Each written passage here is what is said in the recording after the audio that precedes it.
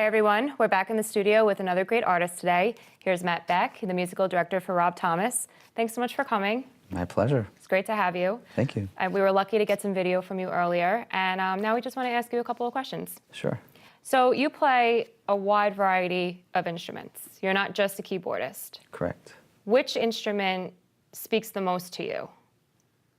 Well, I started on piano as a young kid, and so, I mean, that's the first thing that I gravitated towards, and so, you know, I've been with that the longest. But when I became a little older, I took on guitar, and that sort of discovered that on my own. And so actually, you know, because of that, really like finding that on my own as a teen who like discovered rock and roll, the guitar really speaks to me more, and it's more of what I do today, but although I do a lot of keyboards as well, almost as much, but I do mostly guitar. Okay, so piano's your first love. It's sort of the first love, but like, you know, guitar is really where I've landed, you know, as an adult. But, you know, a lot of what I do is both. So I do a lot of keyboard stuff as well. When you do play keyboard, you play the Kronos. Absolutely. What is it about the Kronos that sets it apart from other synths? Well, the first of all, I mean, just the sounds are amazing. You know, I was, like many other people, had the Triton when that was like the go-to keyboard, and you know, at that time those were like state-of-the-art sounds, and I've just stayed with the company ever since then because it's always state-of-the-art. I also like the programmability of it. It's really versatile. Like, I can do so much with it. I mean, I can do a whole show, I can do a whole arena tour, and I can put everything within the keyboard. I can do all my samples, I can load in all the stems from the record that I need to trigger.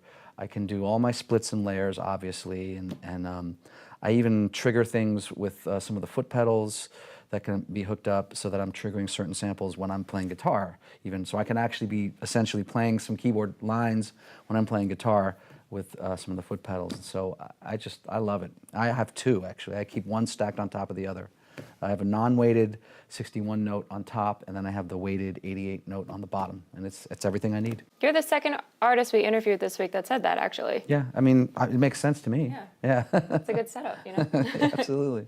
And you've worked with a ton of great artists, Lisa Loeb, Rod Stewart, Matchbox 20. How did you get your start in music? Well, both my parents are professional musicians. So, you know, for me, it just was, you learn to walk, you learn to talk, and you learn to play an instrument, you know.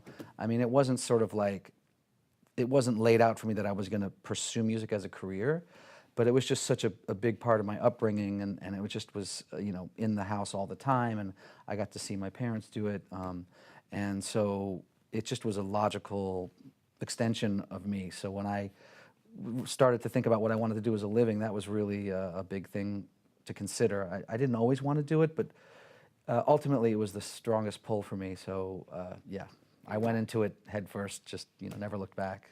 Yeah. Good for you. Thank you. So you were the keyboardist for Matchbox 20, and then you toured with Rob Thomas solo, and you became his musical director. Correct. What is your role to be the MD? What is the day-to-day? Sort of like being, you know, a liaison of sorts, because, you know, Rob isn't always able to be there because he's doing a lot of other things, and so, you know, he's entrusted me to have the, you know, have his back, essentially, you know, with the upkeep of the rest of the band, making sure that everyone's playing the right parts and the right sounds. We can even work up arrangements of new things before he is there, so that we can you know, get the work started before he even gets there.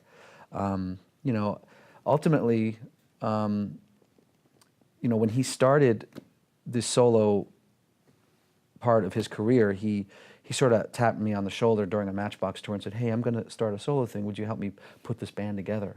So, you know, originally I was instrumental in actually getting some of the players into the band, and I continue to do that and make sure that when we need somebody, I have someone in place who's the right fit. Okay. And yeah, and, you know, everything and beyond, you know, almost anything it can be. Like, you know, sometimes Rob and I will write together. Sometimes he'll call me to record with him. It's basically just being his right-hand man, his right-hand musical man. No. in a sense. That's awesome. Thanks. Now, next week, you're hitting a different kind of stage that you're normally used to. Tell us a little bit about that. Well, I live in New York City, and a lot of some of the best work that you can do in New York City is Broadway work.